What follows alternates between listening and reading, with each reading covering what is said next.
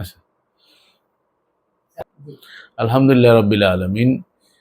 পরিচয় পর্বের ধারাবাহিকতায় সেই জুমার দিন একত্রিত হয়েছি আমরা ঢাকাতে। তো আলহামদুলিল্লাহ আমাদের মাঝে আলিম উলামারা এসেছে আজকের সমাবেশে। আলহামদুলিল্লাহ আলিমদের সংখ্যাই বেশি। তো সবার থেকে আমরা পরিচয় পর্ব নিতে পারছি না। তো আমাদের কাছে আমাদের পাশে যে বসে আছেন রুহুল আমিন ভাই, উনি আলহামদুলিল্লাহ মসজিদের ইমাম ছিলেন। তো সব কিছু ছেড়ে দিয়েছে কোরআনের জন্য। তো ওনার কাছ থেকে আমরা ওনার মুখ দিয়ে শুনি যে উনি কিভাবে এ পথে আসলেন, কোরআনের পথে। আলহামদুলিল্লাহ রাব্বিল আলামিন। আসসালামু আলাইকুম ওয়া রাহমাতুল্লাহ। আমি আলমগীর খান, ফ্রম ডিস্ট্রিক্ট বরগুনা। আমি দীর্ঘদিন ছাত্র জীবন থেকেই মসজিদের ইমাম ও খতিব। তো সেখান থেকে মাঝখান থেকে আমি সৌদি আরব গেছিলাম। সৌদি আরবও 5 বছর ছিলাম। মক্কা মদিনায় বেশ সময় কাটাইছি 5 বছর পরে। দেশে এসে আবারও এই পূর্বের পেশায় এ ইমাম ও খতিব ছিলাম। তো সেখান থেকে আমি সত্য সন্ধানী ছিল ছোটবেলার থেকেই, এ জীবন সত্যের সন্ধানে এরকম একটা ভিতরে একটা তামান্না ছিল।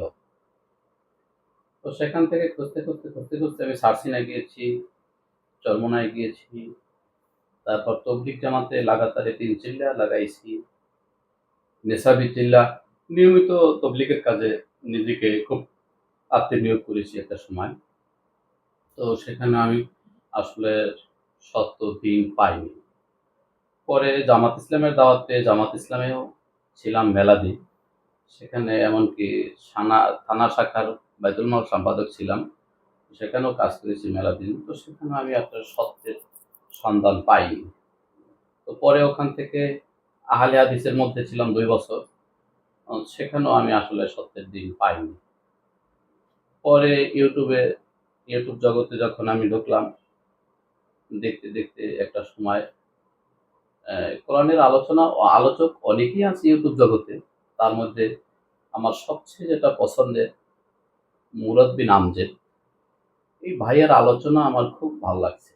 কোরআনের সাথে একবার হুবহু মিলে যাচ্ছে।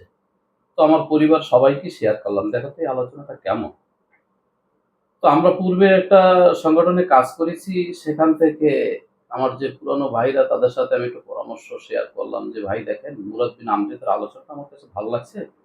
আর মনে হয় 100-এ 100% কোরআনের সাথে মিল পাওয়া যাচ্ছে। তো তারাও আমার সাথে একমত হলো।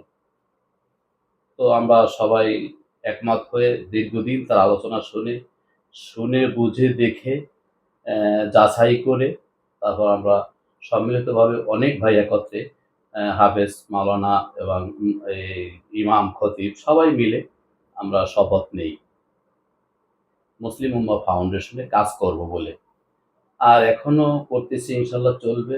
আমারও মৃত্যুর আগ পর্যন্ত এই কাজ করব, এই পণ করেছি। আপনাদের সকলের মাঝে দোয়া কামনা করছি, আল্লাহ যেন এই সঠিক পথে পরিচালিত করেন।